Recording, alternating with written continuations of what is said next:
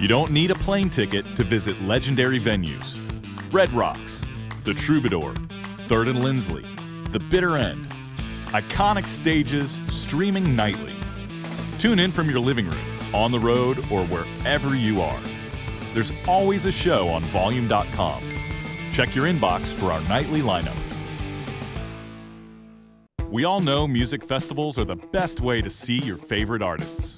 The sunshine or the rain, ice-cold beers, or whatever's left. And let's not forget the outfits. But sometimes, life gets in the way. Wish you could watch from home? With Volume.com, you can. Next time you can't make it to your favorite festival, tune into Volume.com to catch all the action. Rain or shine, at home, a cold beverage is always within reach. Check your inbox to never miss a beat on Volume.com. Go to Volume.com and click upcoming shows to see the schedule.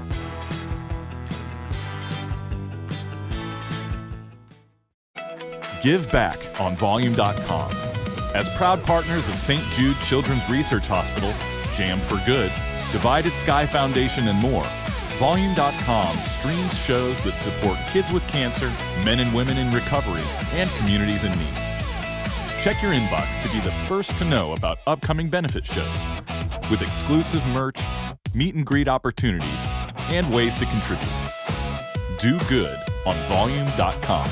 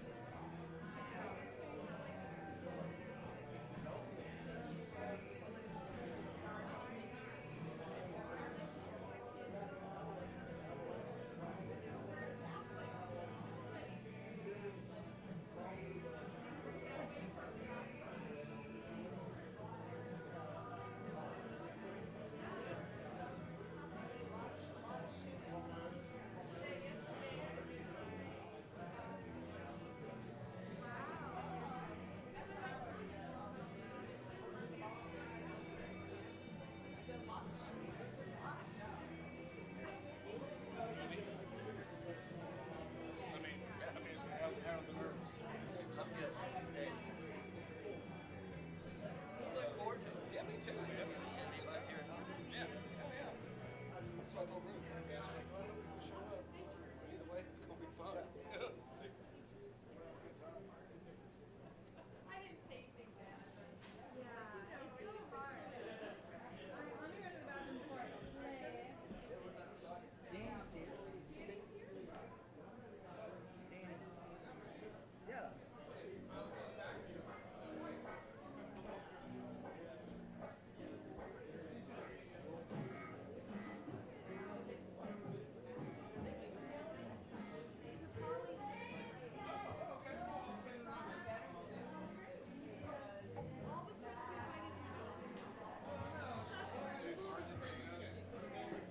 Oh, they get beat. Man, I am so good. I am so good. It's crazy because every time it's almost over. We'll go to kick. Extra time, and then If Messi will kick in, then and he like the best at that. he's awesome. But it's also, everybody gets 10, there's 10 shots. Five, they do five, another five, and then it goes one. Yeah, he was. I am so pulling for that too.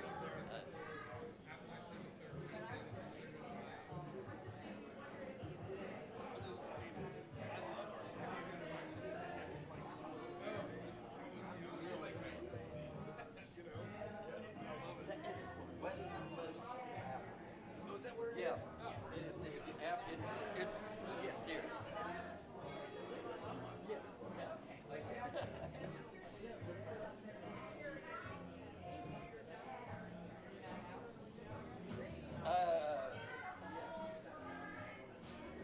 yeah, I'm really cool. That would be so cool today. That would be the biggest upset in the history of the World Cup, wouldn't it?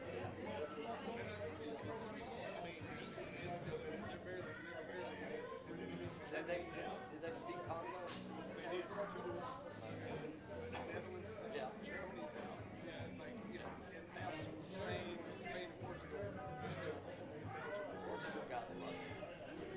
Yeah, they did. Yeah, like Croatia, I think. That's right. Yeah. This VAR thing. I get it to a certain extent.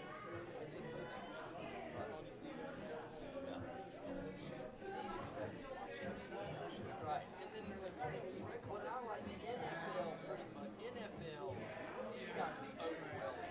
It's got to be. What they do, they're going to be baseball. If it's close, it's close.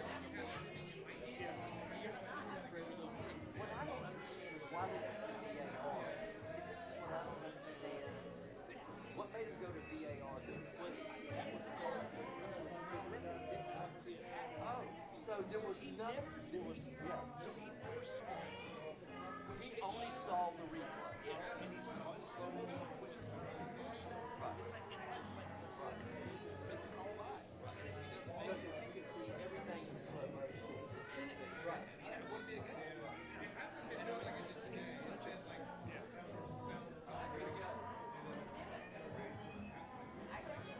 Start out with a long board that's going to make half the people in here pissed off.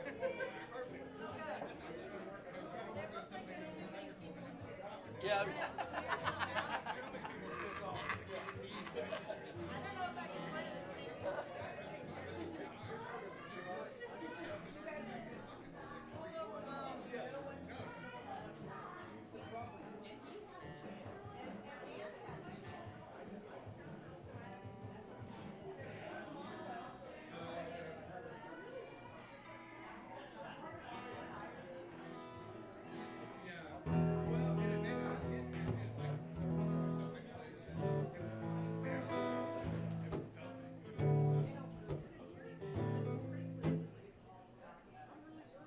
All right, all you World Cup haters out there.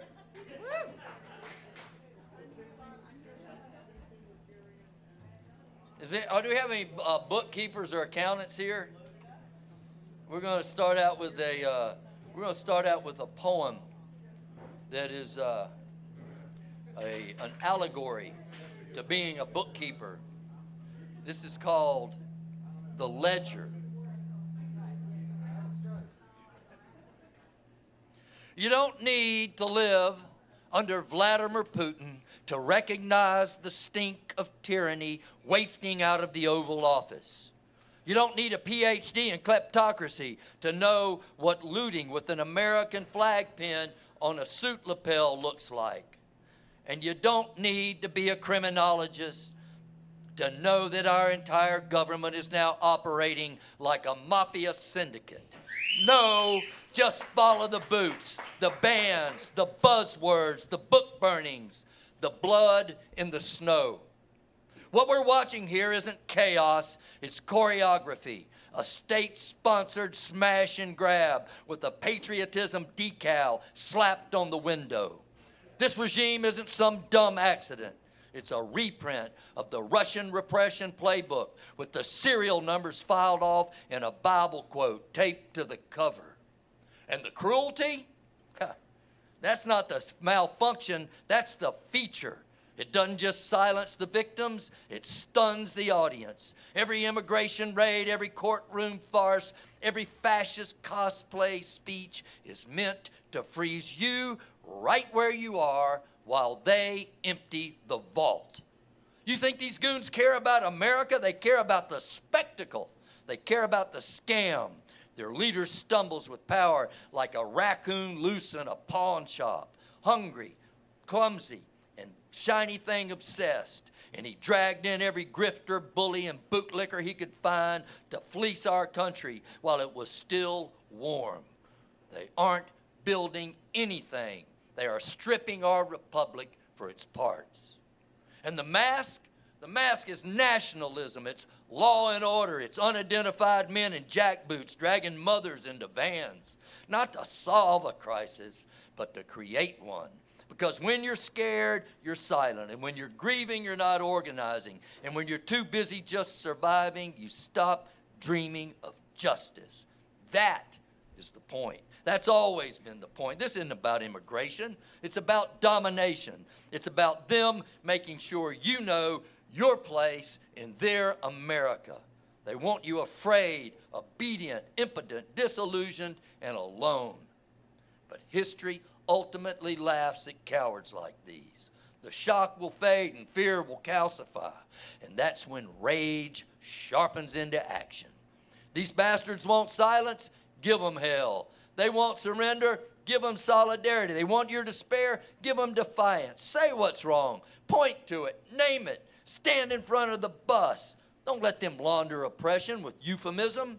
They're not enforcing the law. They're disappearing neighbors. And they're not protecting borders either. They're carving up the soul of our democracy and selling the scraps to the highest bidder. And through it all, through every lie and betrayal, every flashbang, every condescending news anchor telling us to calm down, we need to remember why it is we fight. We fight for every person that's been brutalized or erased during this nation's history. We fight for the freedom riders and the fire-hosed and the disenfranchised and the dispossessed, all of those stuffed into prisons without due process. We fight because the ghosts of those who stood against fascism the first time are watching us now to see if we learned anything from their struggle. We don't fight because we're optimists. We fight because we are alive, God damn it, because history is right here, right now, and this time it is our names that are on the ledger. And each of us needs to make sure our name is carved on the correct side of it.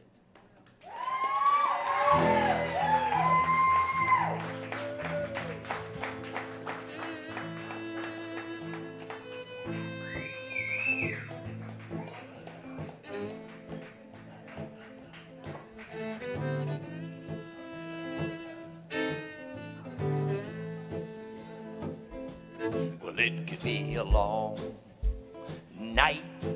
It might be a while before you see the light of day again. Tell me now, are you down? Well, are you down to do this thing? How deep is your faith? How strong's your belief? 'Cause it could be a long night. I mean, this could really knock some time off your clock. You know what I'm saying? I'm not playing. But like a melting candle of pain, you're gonna need to burn away every little thing. It no longer matters, 'cause it could be a long night. Talking about your dignity, I'm talking about your safety. Well, these are illusions, as you will see, long before you ever see the light. Everything you ever cared about, all the things you thought you never doubt, well, all of this will be driven out. And it could be a long night. Yes, this could be a long night. Yes, a mighty long night. Well, you better hold on tight, 'cause it could be a long night.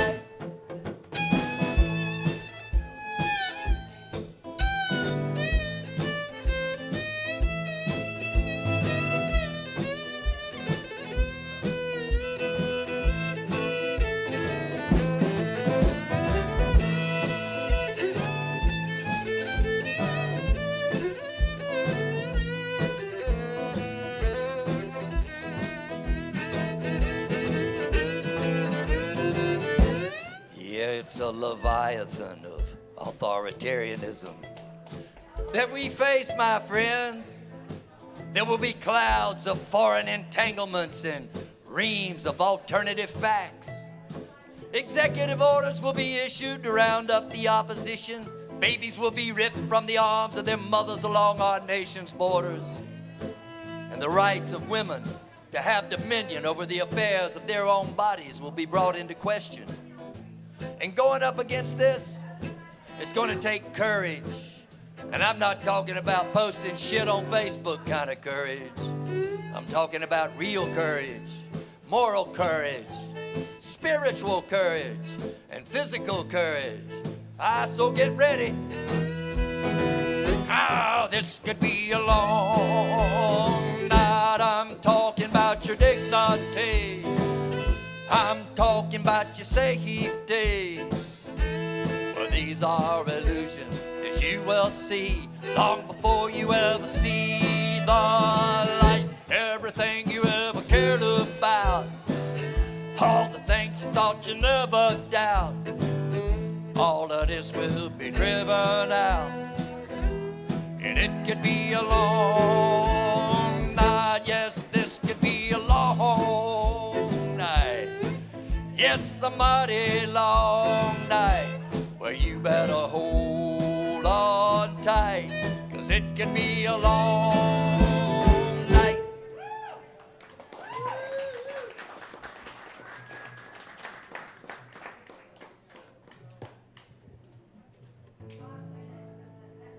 There's a package store across the highway from the poultry plant.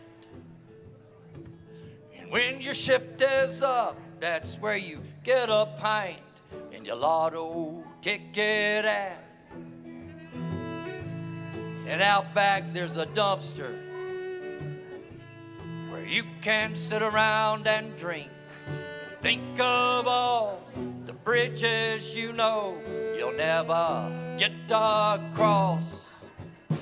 And my people come from the dirt, full choke and steel guitar, and cigarettes and whiskey, and a dog is chained in our yard. And my people come from the dirt, white bread and kerosene, and catfish and flatbeds, sweat stains and retreads, and okra and Ecclesiastes.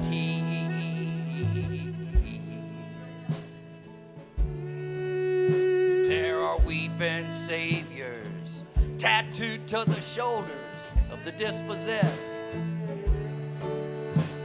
and bloody rivers of time flowing nowhere from somewhere back deep in our past.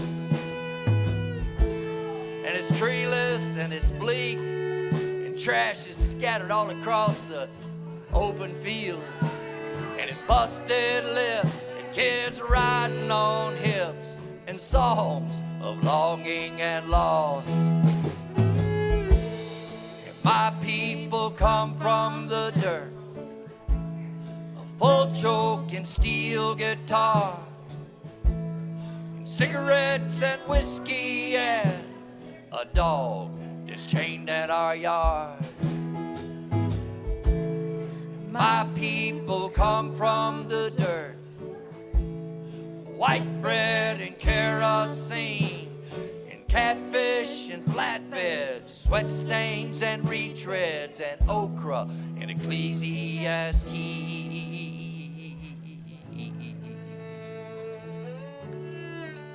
Yeah, my people, they come from the dirt.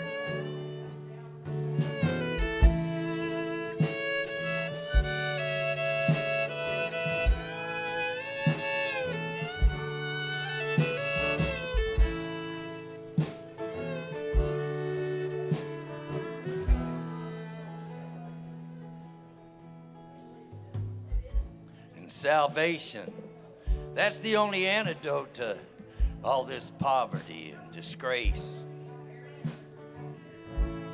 And pride's the only card left to play when it comes to save and face. So you always better watch your back, and don't you ever spare the rod when you're standing there in the crosshairs of your angry and jealous God. And my people come from the dirt, a full choke and steel guitar, cigarettes and whiskey, and a dog is chained in our yard. My people come from the dirt, white bread and kerosene, and catfish and flatbeds, sweat stains and retreads, and okra and Ecclesiastes.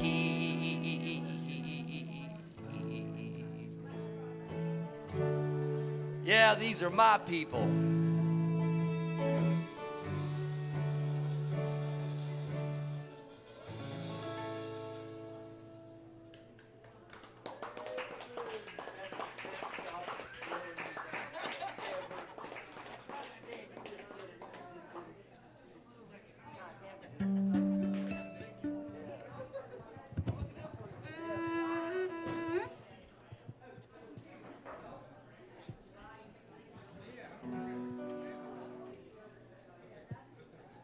I'm going to read you a poem by one of my favorite poets. Her name is Mary Oliver, and she recently passed. She was a very prolific writer. I thought I had read everything of hers, and upon her death, my cousin sent me this poem, and it's now one of my favorite Mary Oliver poems. Of the Empire. We will be known as a culture that feared death and that adored power, that tried to vanquish insecurity for the few, and that cared little for the penury of the many. We will be known as a culture that taught and rewarded the amassing of things, that spoke little, if at all, about the quality of life for people, other people, for dogs, for rivers. All the world in our eyes, they will say, was a commodity. And they will say that this structure was held together politically, which it was. And they will say also that our politics was no more than an apparatus to accommodate the feelings of the heart. And that the heart in those days was small, and it was hard and full of meanness.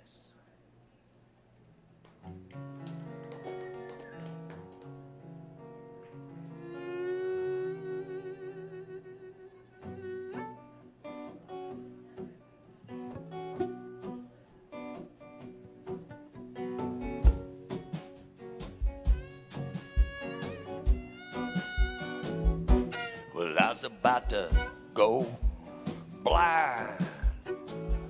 I was straining my eyes, I was searching for some kind of sign of a change. But it's hard to swallow the truth. But man, I sure could use just a little bitty, a taste or two right now. Never been a better time to raise your hands against your fathers. Burn a flag, lay some flowers upon the graves of our long-forgotten martyrs. Well, I'm not saying I'm all in or nothing, no. I'm just searching for a sign.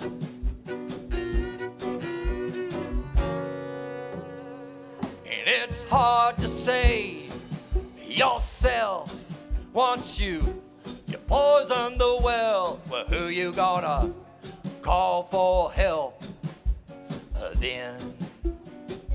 'Cause once them wheels, they fall off and we start spinning for the wall, well, there ain't no soft way to land.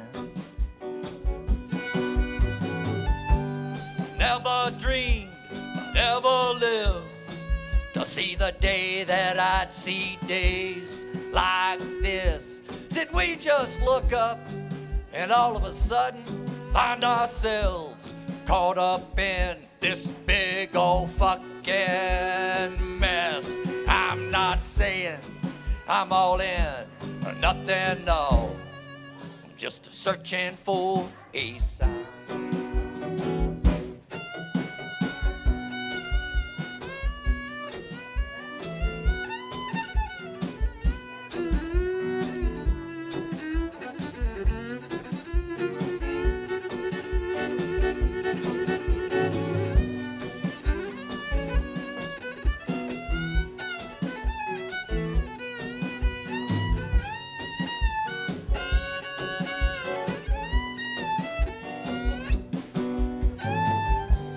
Everybody is waiting on somebody else to make that first move, but it's hard to start a revolution when your face is 6 feet from your television.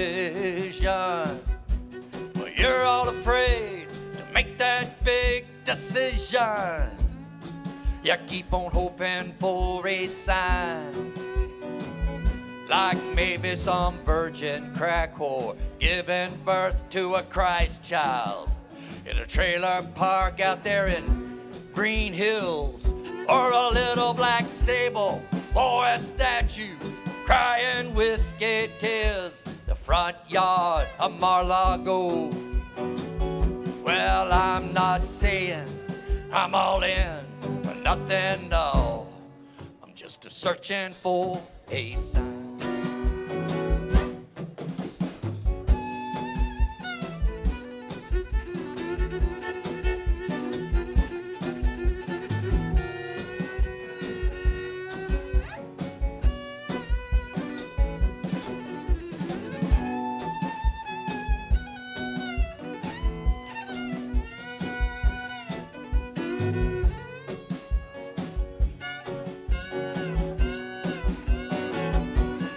I wanna know how much shocking all it takes to bring a nation right to its senses. Man, I can feel a change, it's coming soon, and I keep on hoping for a sign. Any kind of sign, searching now, I really need myself a sign, yeah. Any kind of sign, searching man, I really need myself a sign.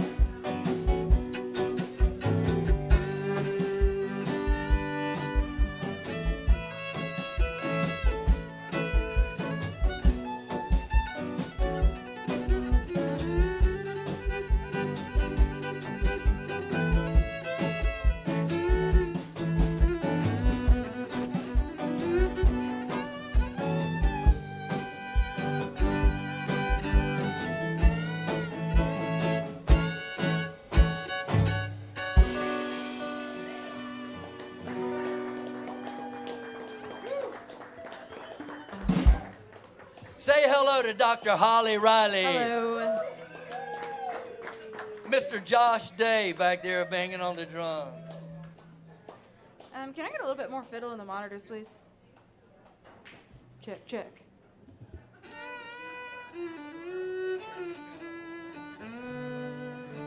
I was talking to my friend Carlisle Carroll, who's here tonight. He and I grew up in Tallahassee together. We were in grade school together. And we were talking about a friend of ours who I actually happened to had been married to for a while, who died a year and a half ago. And she had divorced me for cause about 30 years ago. And we had remained very good friends. She was like a sister to me. We started dating when I was 16 and she was 14. And so after she divorced me for cause, I sobered up and began to get my life together. And I owed her a big debt for that. But shortly after I kind of sobered up, I was driving across the Florida Everglades, coming to Miami from Fort Myers. And I got out there in the middle of the Everglades, and I had an experience. And so a song came out of that experience, a song that I wrote to her. And when I was singing it, she was right there. I was seeing her. And after she passed, the song, the words of the song have not changed, but the song has changed. And this is called Tears from Carmen's Eyes.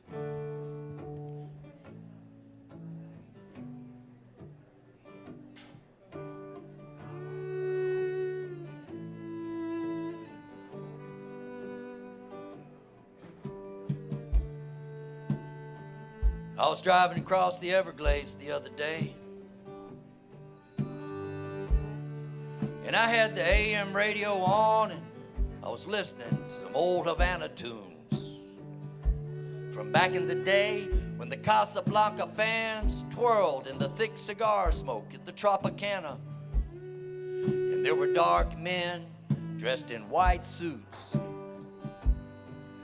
played dominoes in the shade along the Malecon. And there was an angry black cloud boiling in the western sky. And I smelled the wet dog smell of a coming rain. I seen the lightning bolts flame. I heard the whistle of the wind. I could feel its power. I heard the rumble of the thunder as my hands gripped hold of the wheel. I seen a red-tailed hawk rise from the bank of the canal that ran along the side of the road. And he circled beneath that black cloud in a picture frame of lightning bolts. And then, well, he dropped something. Then he rose like a kite without a string to the heavens above. There was a woman named Carmen de la Guerra, and she was singing a song called El Dolor y Mi Amor. And she sounded so sad, and I could feel the tremendous sense of loss that weighed on her every word. And it hit me hard, and it hit me deep. And I turned on the wipers as her tears hit my window shield. And way out here, beneath the rain of Carmen's tears, where creation seems so vast and so far away from the love we could not save, memory floods in from my past.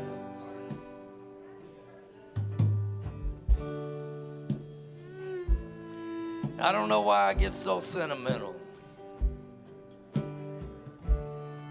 but maybe that song and that hawk and that storm weren't all just coincidental.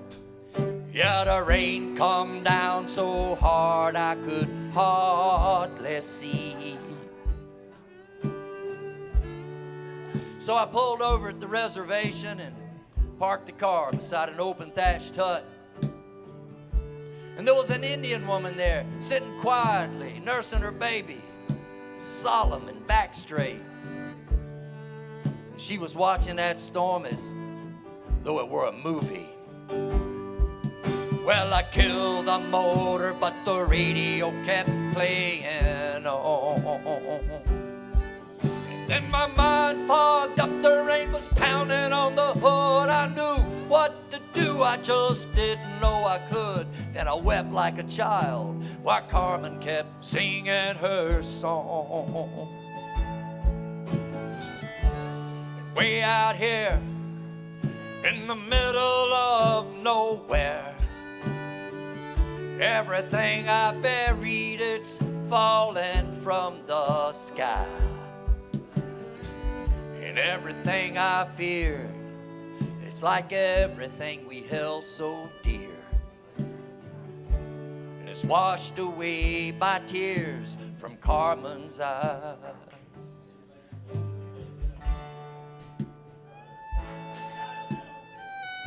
I don't know how much time went by before that storm passed overhead and opened up the sky to a big red sun, bright as any that I'd ever seen. It was as though I had awoken from a dream and everything had changed. And I kept hearing echoes to the words of that song that I'd heard Carmen sing. And for the first time since you left, I really realized that you were gone. Way out here beneath the rain of Carmen's tears, where creation seems so vast and so far away from the love we could not save. Your memory floods in from my past. Way out here in the middle of nowhere, everything I buried, it's falling from the sky. And everything I feared, it's like everything we held so dear. And it's washed away by tears from Carmen's eyes, Carmen's eyes.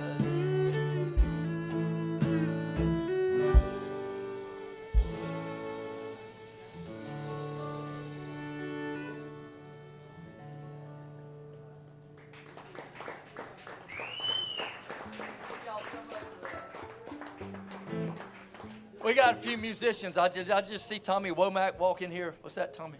Thought I saw.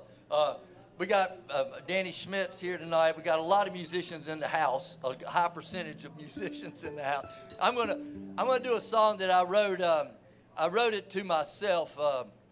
This is one of those songs that I wrote it to myself. But it's about us musicians who suffer from vanity and delusions about our careers and about our status. Mine got tripped up one night. I played at Eddie's Attic my first time. I'd gotten a opening job for Dan Byrne. I made $200 and I was coming home and got a speeding ticket for $180. And I'd been I was feeling kind of high on myself, and this is how we are. See, I was driving home feeling high on myself, and then like 10 minutes later, I was a total piece of shit, who couldn't go on the road and cover a speeding ticket. And while I'm sitting there and he's writing this ticket for me, a voice started in my head. It was a female voice telling me about how pathetic I was and how I was just wasting gasoline and burning rubber, and my stuff was negative and too dark, and people didn't like it. It was depressing, and I needed to give it up. And so I wrote down all this stuff that she was telling me, and then I actually took the opportunity to answer it, and it became a song. And tonight, Dr. Holly Riley is going to be that negative voice. So hang on. Let me get the groove here. This is gonna be hard, you know. You ready? You're a slave to your imagination, chained to the throttle of a runaway train. All your life you looked upon creation, trying to find a window where you could escape. You call it art, but you're just jerking off. All you wanna do is make a name for yourself. Sucking up to owners and promoters. Could it be any good if it's something you made? Well, I got my songs, a sense of intervention. It's a raunchy business, but I know the score. And I can take it just as good as I can give it. I love to mix up trouble with metaphor. It's true, every song, man, is just a compromise. But every now and then I find a word will ring true. I hang my hat on a hook, I know I get 'em. I scribble down some bullshit and I call it a tune. You're a slave to your imagination, chained to the throttle of a runaway train. All your life you looked upon creation, trying to find a window where you could escape. I got no idea why I'm wired this way. I'm too damn old to be burning like this. I guess I like the taste of a sticky situation. I never learned to love without making a mess. 20 years I've been working on surrender, never came to believe God was yanking on the string. Ain't no cure for hot and cold. I lean into the future when I feel the squeeze. Oh, you're a slave to your imagination, chained to the throttle of a runaway train. All your life you looked upon creation, trying to find a window where you could escape.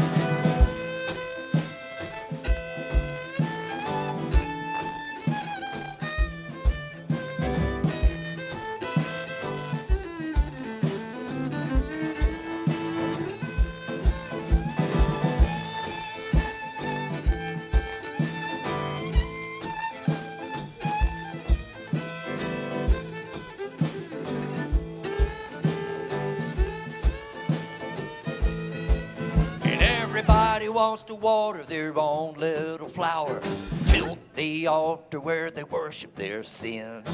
Fly my flag above a prison house of language. The only way you sail is when I'm close to the wind. Psychology, mythology, or crooked ways of looking through a smoky glass.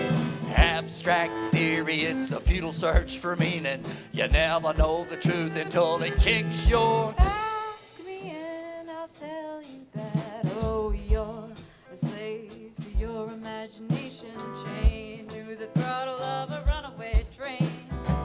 All your life you looked upon creation, trying to find a window where you could escape. Oh, you're a slave to your imagination, chained to the throttle of a runaway train.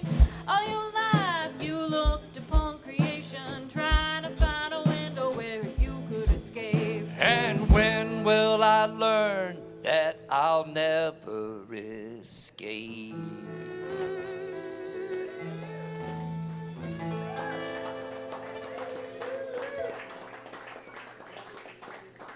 Now, my friend Danny Goddard, who has produced my records, he heard me introduce that song, saying it was a song to myself, and he told me how fitting it was that I wrote a song to myself and it was only one chord. Yeah, he can be kind of an ass. I started. I am a recent. I am new to the scene. I have only been doing this for 16 years. I sang in a microphone for my first time the weekend of my 50th birthday. I had, without 19? Okay, well. Oh yeah, that's right. I keep trying to shave off a few years. So I'm kind of new to this. I was messing around with songs before I started singing for people. And I had a song that I started writing in the late 1980s during the Intifada, if you might remember that. And I had an idea for the song, and I just couldn't finish it. And very rare in my songwriting process, if it doesn't really happen for me, I'm not one of those guys who goes digging through his lyrics trying to find something. Once I abandon it, it's pretty much abandoned. But 2 years ago, in October, I guess that was of 2024, or might have been 23, I picked this song back up and finished it.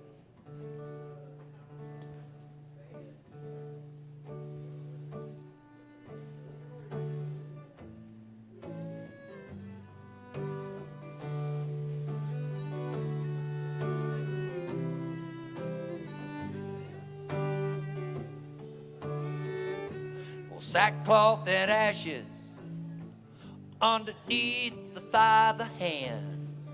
That's 150 lashes. It's way more than any man could stand.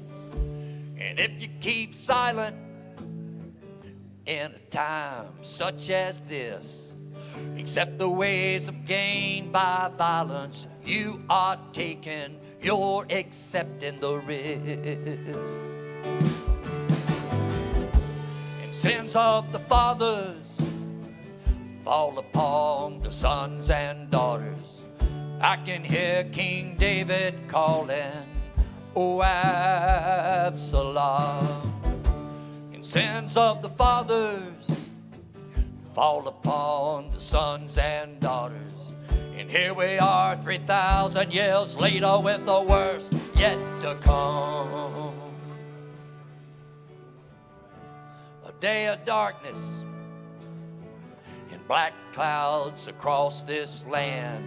The nation up and plays the harlot. The waters don't flow on the desert sand.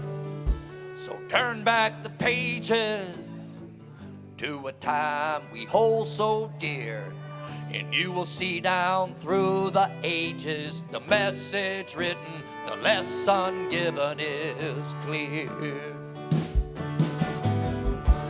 Sins of the fathers fall upon the sons and daughters. Well, I can hear King David calling, "O Absalom." And sins of the fathers fall upon the sons and daughters. And here we are 3,000 years later with the worst yet to come.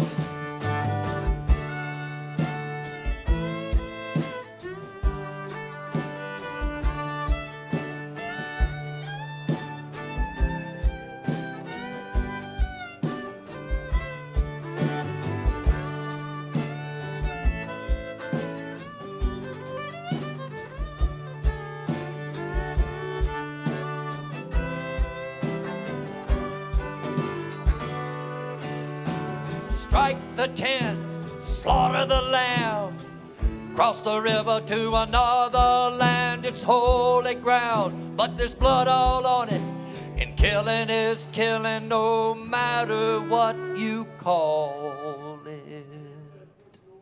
Sins of the fathers fall upon the sons and daughters. I can hear King David calling, "O Absalom." And sins of the fathers fall upon the sons and daughters. Well, here we are 3,000 years later with the worst yet to come. So if you keep silent in a time such as this, accept the ways of gain by violence, you are taking, you're accepting the risk.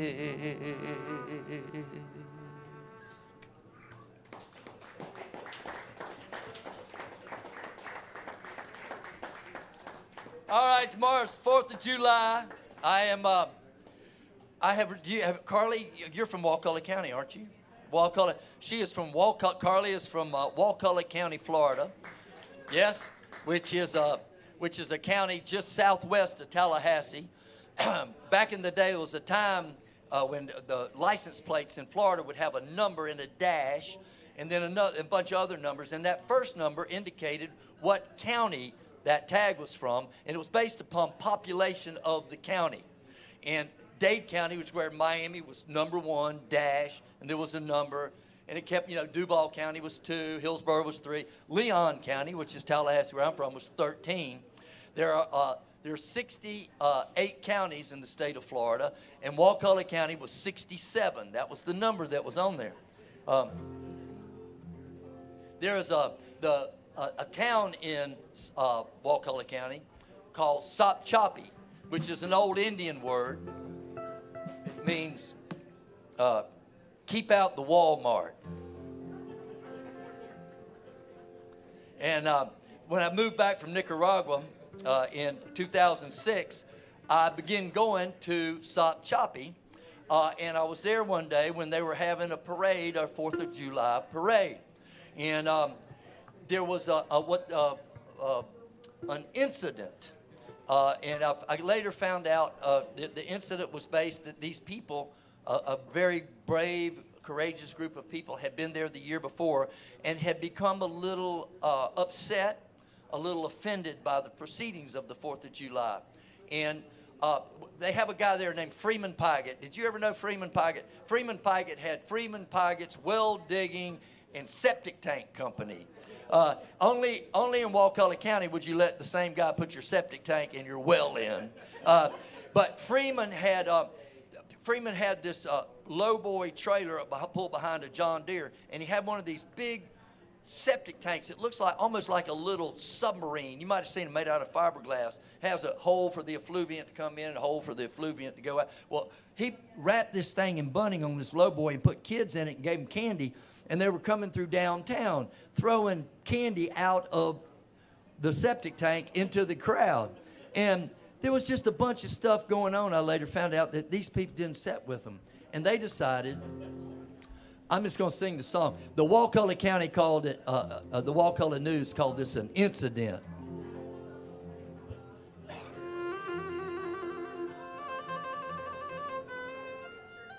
Well, the gay and lesbian sons and daughters of the Southern Confederacy, they built a float and they entered it in our 4th of July parade. And there were ladies wearing leather and men wearing lace, and others wearing pink leotards. And with a swish and a swagger, they come strutting down the street, waving the stars and bars. Well, yeah, you gay and lesbian sons and daughters, the Southern Confederacy. Well, they built a float and entered it in the 4th of July parade. There was a fellow with a flute and a tutu playing Dixie with a skinny drummer boy. And this butchie gal, she was the majorette, directing with an obscene toy. Well, yeah, you gay and lesbian sons and daughters, the Southern Confederacy. Well, they built a float and entered it in the 4th of July parade.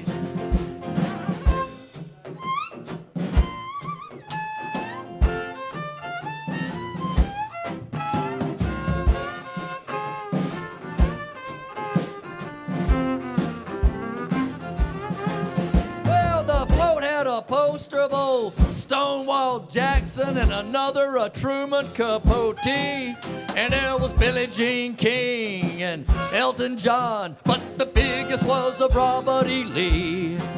Well, yeah, you gay and lesbian sons and daughters, the Southern Confederacy. Well, they built a float and entered it in the 4th of July parade. Do another one.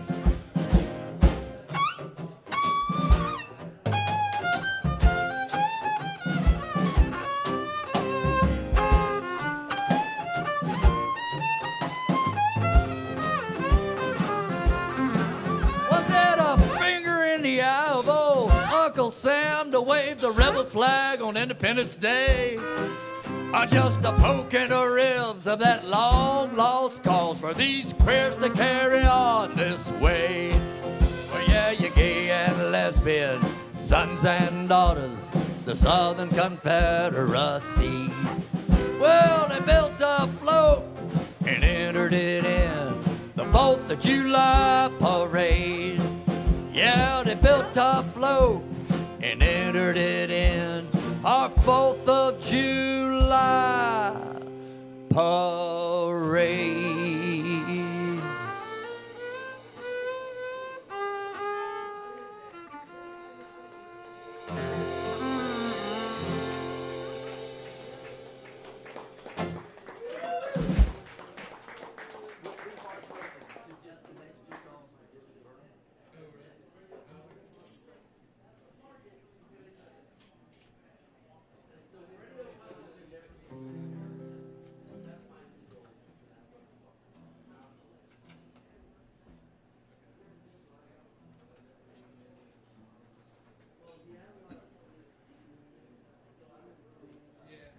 Do we know if Senegal beat Argentina? Does anybody know anything important? Cabo Verde. Do we know if Argentina beat Cabo Verde? Argentina? All right. Band's gonna play on though.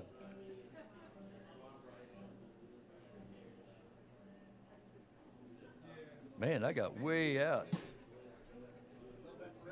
Yeah. Yeah, the parade knocked everything out of tune. A number of years ago, I got invited to play at the Ochlockonee River Bluegrass Festival. How I got in there, I don't know, but it was a 3-day event. I was supposed to play Friday, Saturday, and Sunday, and I played Friday, and I played that song, and when I got off stage, the guy paid me in full and told me I didn't have to play anymore. So,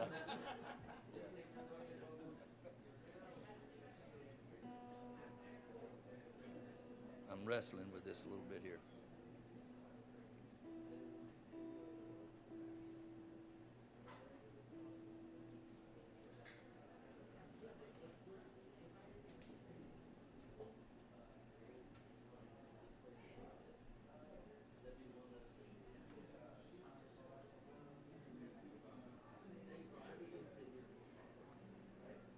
I tuned it with my capo halfway on.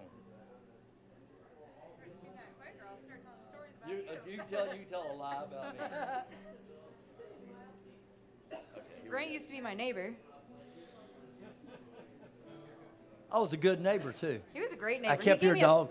He gave me he took care of my dog. He gave me a pepper plant that somehow Florida could not kill. Okay, you ready? This is a song that's hard to clap for, so if you don't want to clap for this, just don't. It was back in 1975 that I first had some hope for our cultural divide. That's when I saw hippies and rednecks dancing side by side at Willie Nelson's Texan 4th of July. But in the last few years, there's been a troubling change. It's like both sides now have just gone insane. Everybody's screaming and nobody's listening. It seems to me like a time bomb's ticking, got your left wing and right wing, your black and white, conservatives and liberals just itching for a fight. When you know you're wrong and you know they're not right, you can bet there's gonna be trouble. So whip out a switchblade, pull out a gun, pistol whip some bitch just for fun. And don't you stop dealing till the dealing is done, till we start killing each other. Yeah, you're wasting time trying to pump the brakes, 'cause winning never happens for those who hesitate. Gotta ask yourself if you got what it takes to take aim at your brother. So get your axe handle ready, get your machete sharp. Brick bats and ice picks and poison darts. It'll be hard to stop once this shit starts, once we start killing each other. Ah-ha!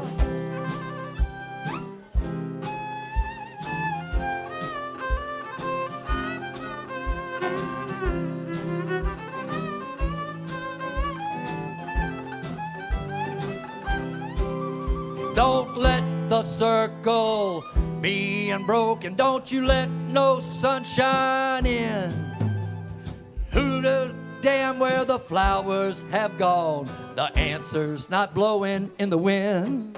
Ah, don't be afraid now to take a stance. Let's all be victims of circumstance. You gotta be willing to give killing a chance. Yeah, let's start killing each other. I say let's start killing. Let's start killing. It looks to me like we're about to start killing each other.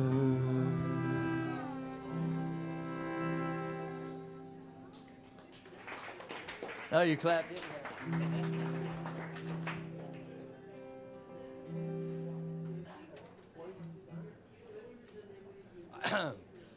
I was coming through Nashville. I'm on my way west, and my friend Josh Day, I called him. I just had this wild idea. I had this song I had just written, and I called him and I said, "Hey man, do you know a bass player that you work with that we can do this new song I wrote? I'd love to get in the studio and do it."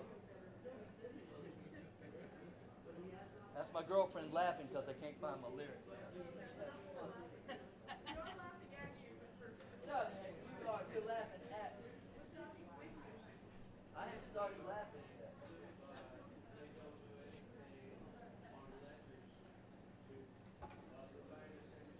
There we go. So anyhow, I called Josh. He was out on the road with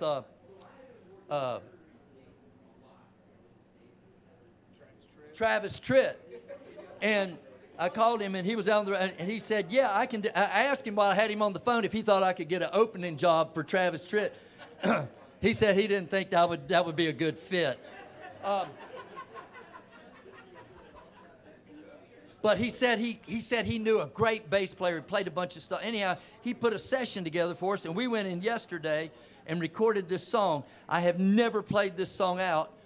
We kind of discovered the song in the studio, which doesn't mean I'm going to rediscover it here as I'm playing it. I am going to play it in a different key because I'm not going to retune, but you don't really care about that, do you?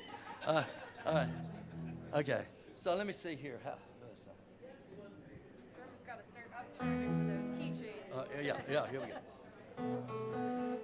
I don't think there's anybody in this room who qualifies for being the target of this song. We'll find out. All right, Miss Gen Z. When your brave new world reality's defined by your silly ass tattoos, and your evolving sexuality has your friends and family all confused, and you never got that education you didn't want when you went off to school. But you become an influencer with hungry people wanting a piece of you. Those fancy teapots you've been pushing were made by starving children in Asia. And the irony and duplicity of your business model don't seem to faze you. And it appears like anything like self-awareness is just not in your nature. 'Cause you turn the other way and say you'll help those starving children later. I saw the selfie of you dancing on the beach in the Dominican Republic, where you went to work remotely and had your special ayahuasca moment. And now you're posing as a nomad with a spirit and a mind you say's been open. I guess your followers believe this, but it's plain as day to me that you're just broken. Sitting on the fence, you feel unkillable as the fascists take control. 'Cause your coping skills are sharpened and all you care about is being on the road. And there won't be no stopping you till the bills they all come due and we're all busted. If you ever look into the mirror, what you'll find there's gonna make you disgusted.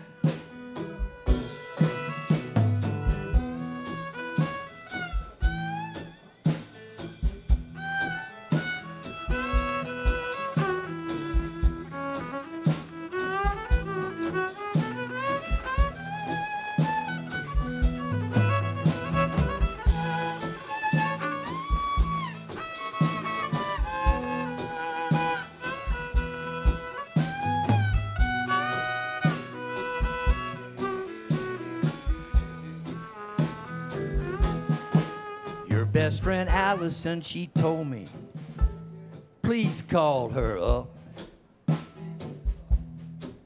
They said that once you hit the big time that you begin falling out of touch.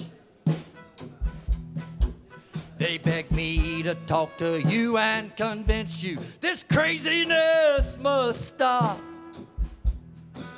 But I explained that a man would have to love you to do that, and I do not.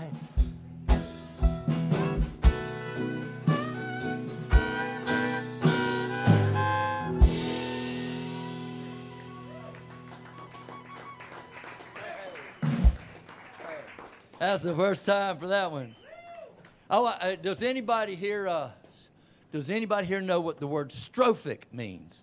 If I said I wrote a strophic song, you know what that is? Do you? I have a PhD in music. Oh, shit, that's got the Dr. Holly Riley here. Yeah, so tell us what a strophic song is. Do you know what a strophic song is? Just because you told me. Oh, I did. I told you. I learned something, and I tell everybody I know. So what's a strophic song? What does it mean?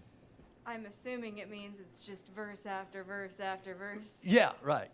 Yeah, but that doesn't make it sound like a very appealing song when you say it that I'm sorry. This is going to be a song that captivates you with way. the perfect amount of repeating verses. There you go. Strophic, everybody. Put that in your little note. Okay, now I lost the set list in my panic. Okay, here we go. We're getting ready to get serious here. I've been singing about a lot of stuff that I don't know if anybody got up and left. That happens sometimes. Our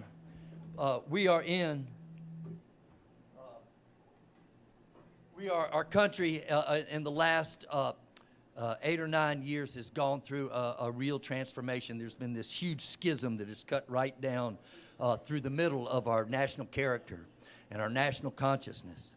And it seems like everybody falls on one side or the other of this. And we've had it. We've lost friends. We've lost band members. People that we grew up with, went to high school with. We no longer. Carlisle is one of the few people that I grew up with that will come out and hear me play. And it's hardest when it's somebody in your family. And I've had an experience like this with my great niece. Her name is Sadie. And she's 11 years old now, I believe. She is the last of the Peeples. My father was an only child. He had 2 sons, me and my brother. I have no children. My brother only had 1 child. He had a son, and that son had the daughter, Sadie, who was my great niece, the last of the Peeples. And when she was born, I thought I was going to be involved. I wanted to be involved in her life because I knew the kind of milieu she was growing up in. I wanted to have an influence. I wanted to be able to hedge against that, I think. That has not happened. I'm not involved in her life.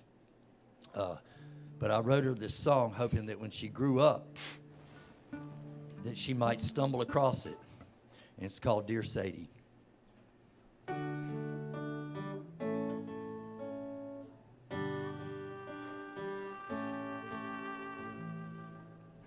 Dear Sadie, well, I want to tell you about the family, Tallahassee in Mississippi. That's the dirt that you come from. Your ancestors, they were hardy. They were rugged and strong-willed. They stole a continent from another people, and some are plundering it still. Dear Sadie, I hate to be the one to tell you that there are traitors in your bloodlines who took up arms against our nation, and they attacked the Constitution and had their asses handed to them. Dear Sadie, this is the past we can't forget. Aside from bird shit on some monument, being white is fraught with privilege. I hope your eyes, they're never blinded to this truth. I hope your heart is put to its fullest use, and that you grow up to love others as one should love one's only brother. Dear Sadie,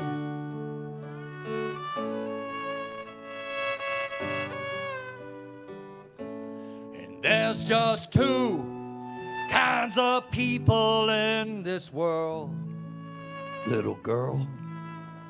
Yes, and both of them are in you. The two are right there inside you, and you become which of the two you choose to be you. And this is just one of the things I'd hope I'd have the chance to try to teach you.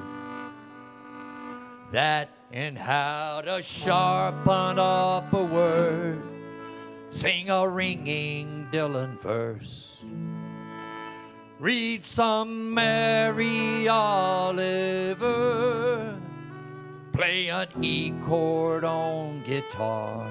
I'd hope to try, but I'm afraid we'll miss that ride. Dear Sadie, well, I know now you'll never know me, but when you grow up, ask your daddy. You can ask him what I stood for, and let him tell you what I stood for. Dear Sadie,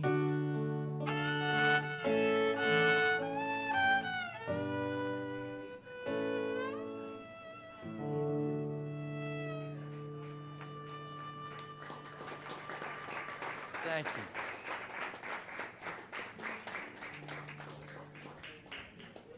I got another song for you, Carly.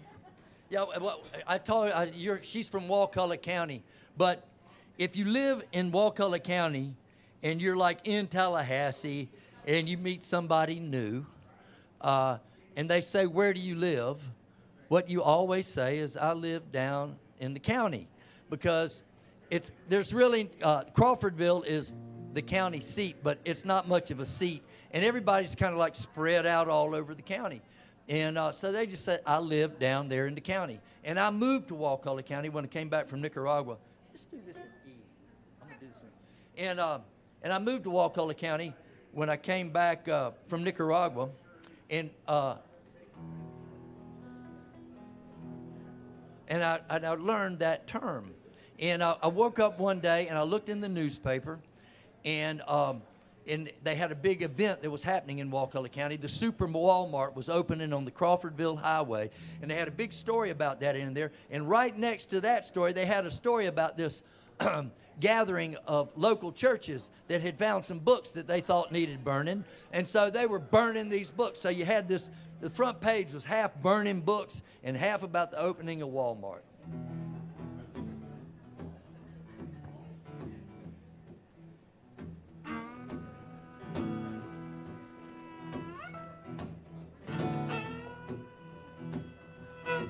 Well, there's a shopping cart, the new Walmart, full of kids in plastic bags. And their mama's buying shit that they don't need with money that she don't have. And it's living life close to the bone with an ass as wide as a mobile home. Screaming at the kids, you better leave me alone. You don't want to make me mad. Well, it's like Fellini, but with a creamy shot of cheese whiz. Yes, and that's how it is down here in the county. Well, the mom's got a man, but he ain't the dad. And there ain't one of them kids. And he comes around and they fool around and she's knocked up again. A runny nose, a second-hand clothes, picking up cans on the side of the road. You find a lottery ticket and see how it goes. You gotta play to win, it's so Faulknerian, but less egalitarian. Yes, and that's how it is down here in the county. And it's Flannery O'Connor, minus humor and redemption. And it's Harper Lee and Tennessee Mark Twain and Bill Hank Williams. And it's the book of Revelation. It's the National Enquirer. And it's all fuel for a literary fire down here in the county. Well, the county commission, it's all gone fishing, and the sheriff, he's cutting the bait. And in a quick little while, they made a pile dealing in the real estate. Subdivide them old cornfields, your brother-in-law, he's in on the deal. You cook the books and cop a field, roll the dice and wait. Well, it's Reaganomics with less convincing histrionics. Yes, and that's how it is down here in the county.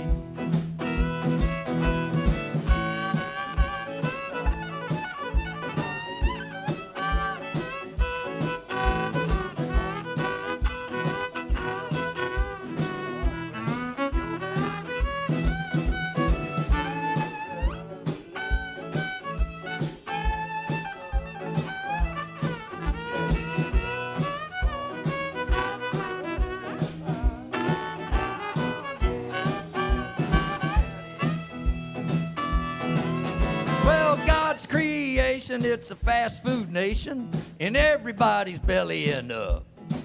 You got burgers, fries, and thunder thighs, cellulite and such. And there's Jesus nailed up on the cross, family values and a mullet toss. A dozen shrines to Dale Earnhardt and a lot of talk of blood. Well, it's kind of Kafka-esque, but with that crystal meth. Yes, and that's how it gets down here in the county. It's Flannery O'Connor, minus humor and redemption. And it's Harper Lee in Tennessee, Mark Twain and Bill Hank Williams. And it's the book of Revelation. It's the National Enquirer, and it's all fuel for a literary fire down here in the county. Tag it out. Down here in the county.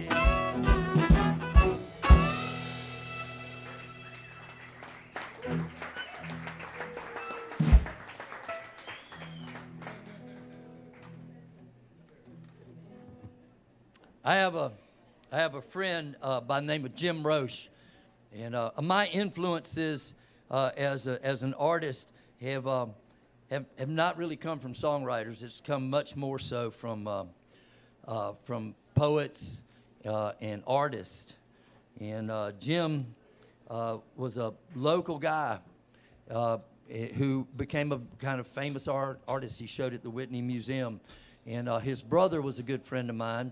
Jim was 13 years older than me, but when I was growing up, I looked up to this guy. And man, he was the first person that I really realized that you could be a redneck and you could also be an environmentalist, and you could care about women and you could care about including other people. And he talked like a hick, and he drove a truck, and he liked to hunt and fish, and he did all that. And he made this incredible art. And we have remained friends. He's been my longest influence, and we have remained friends. And he has recently turned 80 years old, and Jimmy is the only person who still will, like, I'll be in the house, and he comes and knocks on the door. He doesn't like, everybody else calls you or texts you, and not Jim. He just drives over and he'll knock on the door, and you open the door, and he has something to tell you every time. And so a couple of years ago, he'd just turned 80, and he came over and knocked on the door, and I opened the door, and Jim stand out there, and what do? You go and knock on the yard, and then you go stand out on the door, and you go stand out in the yard and wait for you to come out. And he's standing out there, and I opened the door, and I said, "Hey, Jim." He said, "Grant, I figured it out." And I said, "What, Jim?" He says, "I'm going to die just like everybody else." And I went, "Oh, okay."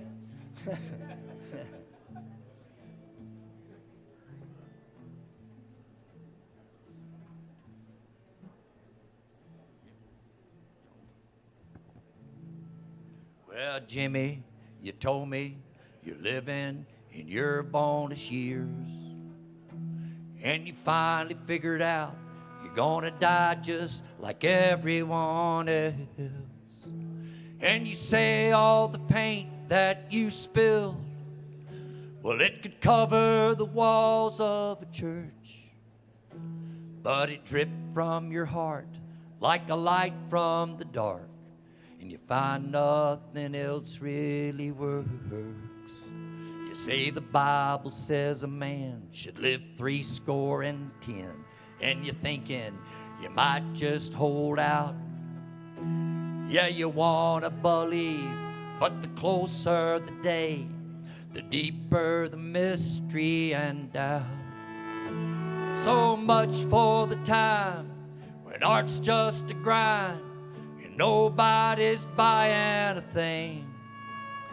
But if you turn back the clocks, it's more likely than not the path that you take be the same. Yeah, Jim, what you taught me will forever daunt me, but I'm carrying on still regardless. And to not be afraid of what my critics say, or to make any art that is harmless. Yes, if I really mean it, old friend, I shall sing it like a line from the palm of my hand.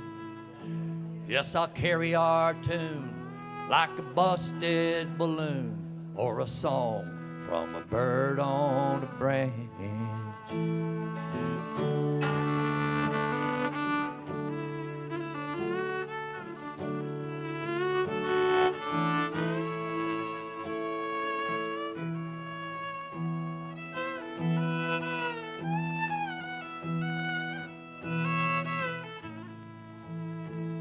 Yeah, you and me, brother, we see one another in the mirror of a cracker landscape. For now and forever, let's keep that together. Let's do whatever it takes.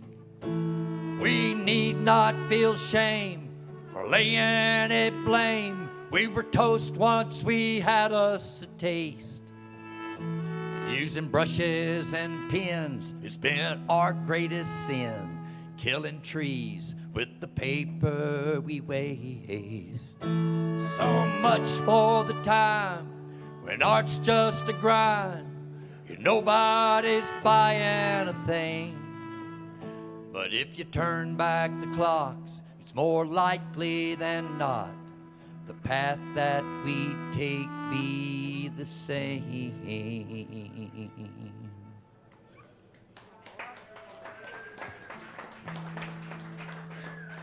All right, we got time for a couple more. Let's do, here we go. I told you I lived in Little Corn Island, Nicaragua, for 11 years. It's off the Mosquito Coast. And I was there with a woman, and it worked out real good for 11 years, and we moved back, and I got in the music business, and the whole thing fell apart. I recently wrote her a song. This is not an apology. This is not an amend. I've made lots of amends. I've made some of them with songs. This is not that. By the way, if any of y'all are interested in going to Little Corn Island, come see me and Ruthie. We'll tell you all about how to go with us. We take tours down there every spring off the Mosquito Coast.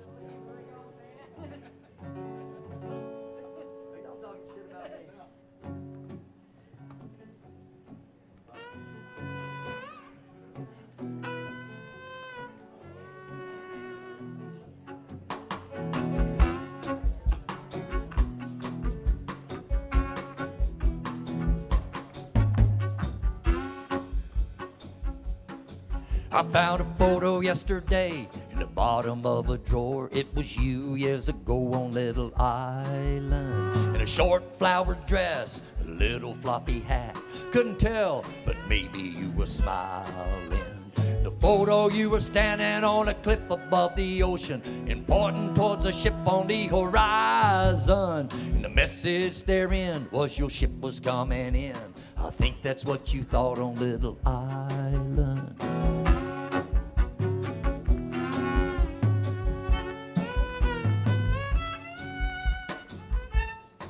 I went back to Little Island at the end of last year. The people there, they asked me all about you. I lied and said that we were still friends. I'd rather told the truth but didn't know how to. Went up to the hotel and I stared into the very well I dug in 1998. And I could see your reflection in the water at the bottom. For a minute there I almost said your name. Yes, I almost called out your name. Sandino vive, la lucha sigue, no me conviene lo que pasó. This is no apology, been thinking about the days, those days long ago. On Little Island.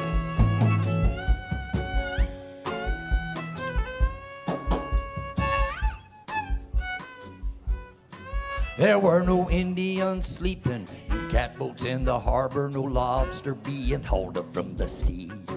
No turtles being slaughtered, no cocaine being bartered, just tourists in the shops and cafes. Well, I tell you it was strange, the whole damn scene, like us living in some kind of dream. Ghosts were everywhere, that same mystery in the air. Some things haven't changed on Little Island. Some things remain the same on Little Island. Sandino vive, la lucha sigue, no me conviene lo que pasó. This is no apology, been thinking about the days, those days long ago. On Little Island.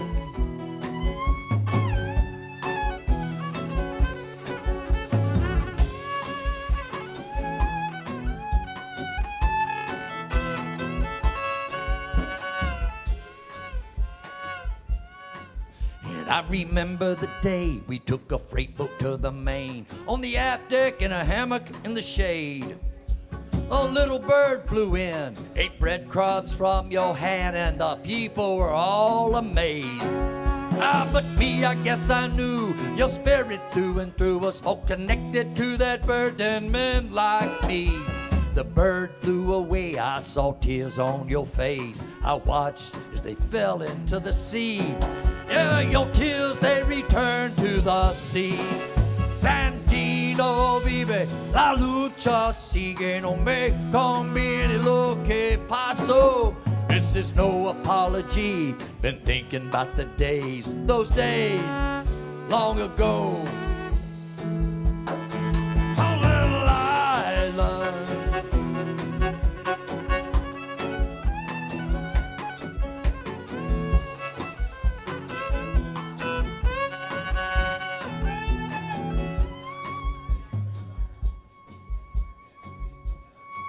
Well, that little house I built had fallen into ruin.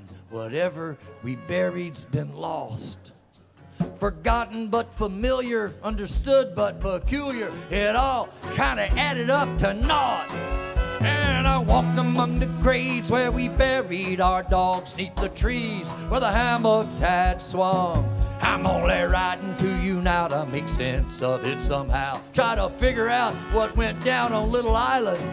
Can't explain what took place on Little Island. Sandino vive, la lucha sigue, no me conviene lo que pasó. This is no apology, been thinking about the days, those days long ago. On Little Island, on Little Island, on Little Island. Try it.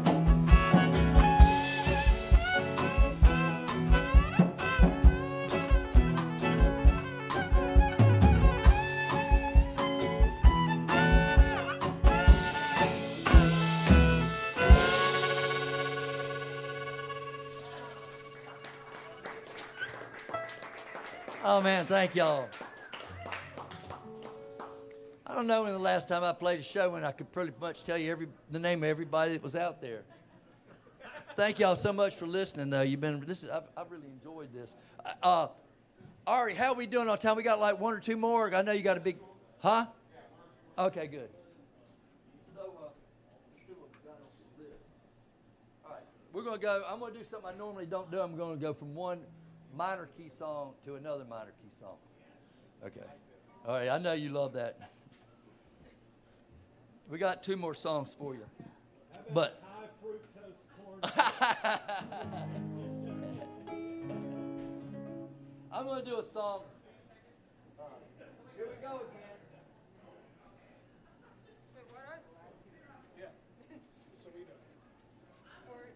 I'm going to do a song. This is the only song, I guess, tonight that I didn't write. I'm going to do a song written by a friend of mine by the name of Liza Gilkinson. She wrote this song in 2006. And before I do it, I'm going to do a song called a poem called The Second Coming by William Butler Yeats. And this was written in the aftermath of World War I. We have a hard time remembering, thinking that anybody in any generation could have looked forward and thought things could be any bleaker than we think they are now. After World War I, people were really freaked out, especially the artistic community.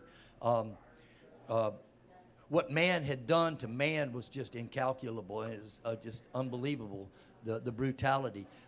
Man's inhumanity had been around for a long time, but it had never, the scale of it, once it got matched with technology, and people were throwing bombs out of planes into cities and gassing each other with chlorine and mustard gases and shooting cannons 20-something miles and going into cities. It was a horror. 55,000 people, men, died in one day in battlefields. And this is a poem called The Second Coming. And I believe William Butler Yeats is being a little ironic here. He was not a big fan of the church. And I think he was being a little ironic. I don't know if you're familiar with the poem, but you will hear language in here that's very familiar to you because it has made it into to our vernacular in so many songs and poems and movies and books. And one in note, the song I'm going to sing after. Turning and turning in the widening gyre, the falcon cannot hear the falconer. Things fall apart. The center cannot hold. Mere anarchy is loosed upon the world. The blood-dimmed tide is loosed, and everywhere the ceremony of innocence is drowned. The best lack all conviction, while the worst are full of passionate intensity. Surely some revelation is at hand. Surely the second coming is at hand. The second coming. Hardly are those words out of my mouth when a vast image of Spiritus Mundi troubles my sight. Somewhere in the sands of the desert, a shape with a lion's body and the head of a man is moving, while all about it the shadows of indignant desert birds reel, and the darkness drops again. But now I know that 20 centuries of stony sleep were vexed to nightmare by a rocking cradle, and what rough beast, its hour come round at last, slouches now towards Bethlehem to be born.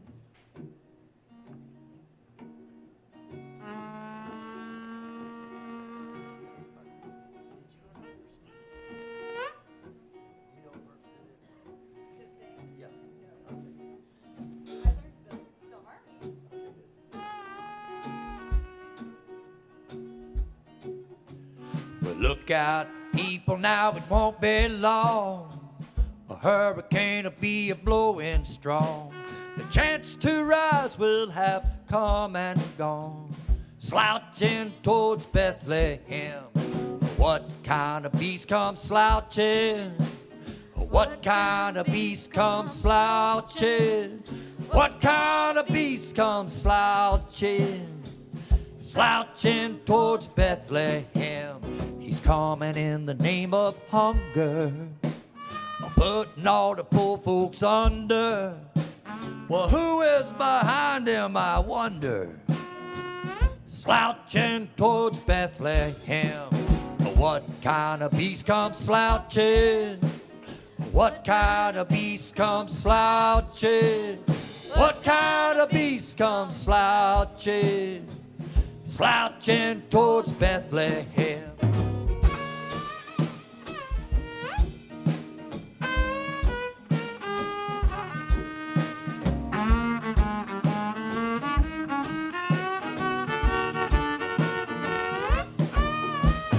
Coming in the name of finance, corporations, religion, and violence. He's counting on collusion and silence, slouching towards Bethlehem. What kind of beast comes slouching? What kind of beast comes slouching? What kind of beast comes slouching? Slouching towards Bethlehem. Do it again.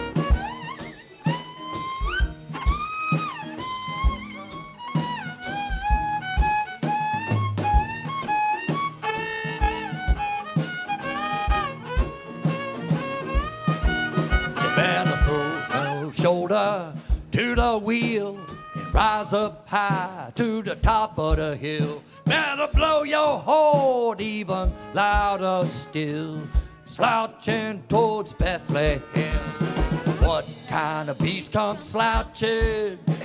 What kind of beast comes slouching? What kind of beast comes slouching? Slouching towards Bethlehem. What kind of beast comes slouching? What kind of beast comes slouching? What kind of beast comes slouching? Slouching towards Bethlehem. Slouching towards Bethlehem. Slouching towards Bethlehem.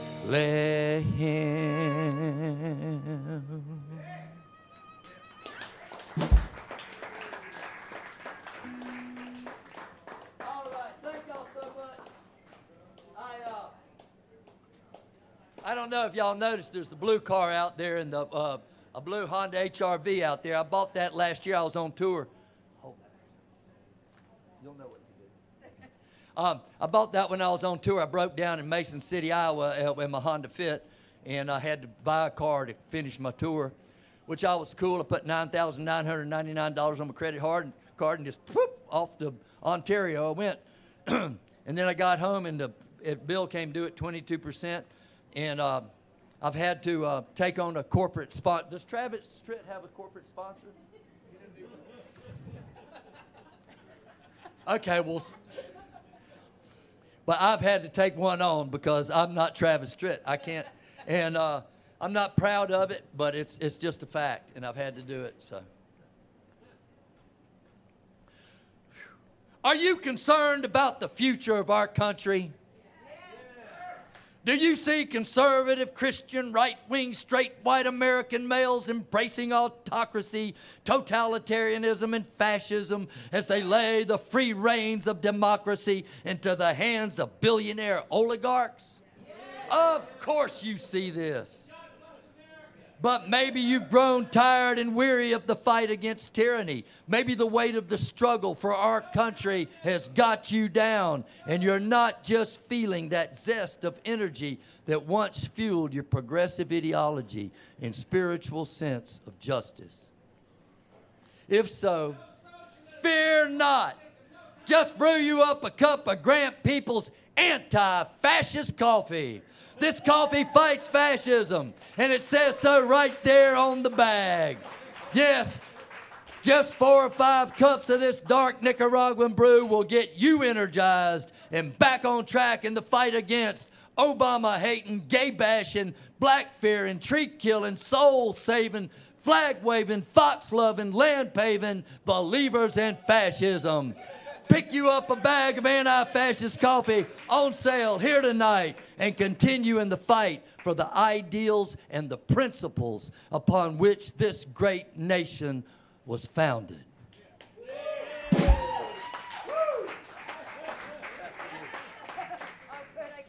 All right, we got one more for you. Has anybody here ever been to Florida?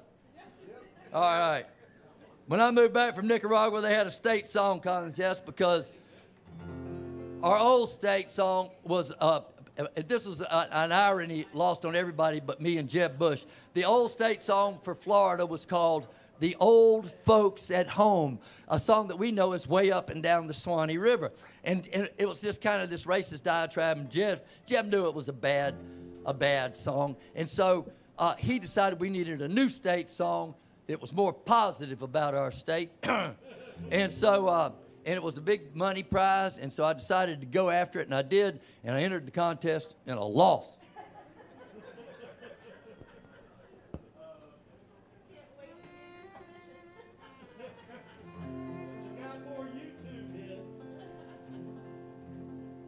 Thank y'all so much for being out. Thank you, Holly Riley. Thank you, Josh Day. Thank you, Ari. Great job back there. Here we go. You ready? In the middle of the winter, when you need a vacation, come where the sun and the sand is waiting, right down here at the bottom of our nation. I'm talking about Florida. Well, yeah, now come on down to the Sunshine State. Bring your money, check out the place. Well, chances are you'll decide to stay. Hell, everybody else does. Well, there's 1,000 new residents coming down every day. They're all moving in and buying up the place. They're filling in the swamp to make some more space. And man, we're starting to need it. We got snake farms and alligator wrestlers, more state executions than anywhere but Texas. Shuffleboard and wet t-shirt contestants. Man, you gotta see it to believe it. Come on down to the Sunshine State. Bring your money, check out the place. Well, chances are you'll decide to stay. Hell, everybody else does. Well, we're #1 in lightning strikes, snake bites, alligator, and shark attacks. Got 1 million illegal aliens to sack our trash, clean toilets, wash dishes, and cut our grass. I'm telling you, it's heaven. We feature one golf course for every man, woman, and child. We cut down the trees and you can see for miles. Don't it seem like a place you could kick back a while? Well, dude, it don't get no better. Come on down to the Sunshine State. Bring your money, check out the place. Well, chances are you'll decide to stay. Hell, everybody else does. We got these federally subsidized sugar plantations. They're bigger and richer than European nations. They own our politicians and hire all the Haitians. It's what you call a sweet deal. Well, everybody said it was some kind of joke when we said it ain't over till your brother counts the votes. And 10 years later, we elected Ron DeSantis. It's what you call a state steal. Come on down to the Sunshine State. Bring your money, check out the place. Well, chances are you'll decide to stay. Hell, everybody else does. Play it for us, Holly.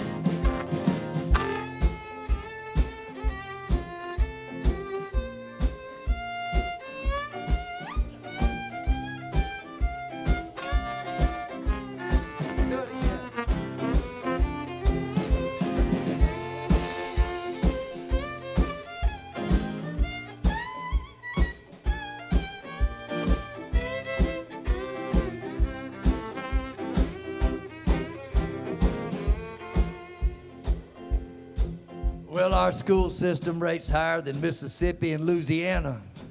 Though we're not up there with Tennessee and Alabama, 10% of our kids wind up in the slammer, and that's gotta count for something.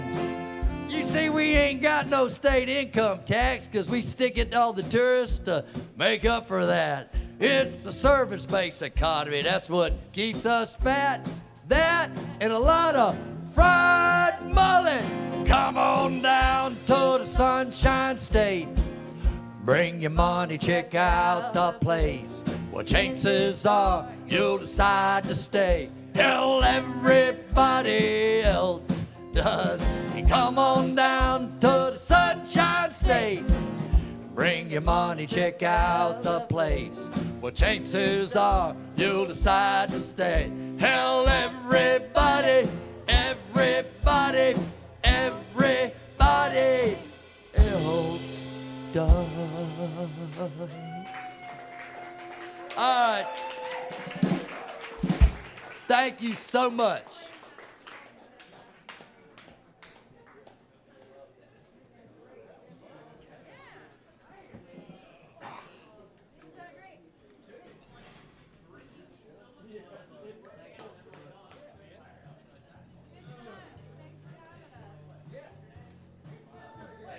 Hey, can I buy y'all dinner?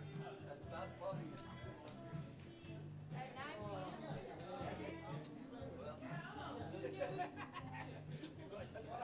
That's what I got to offer.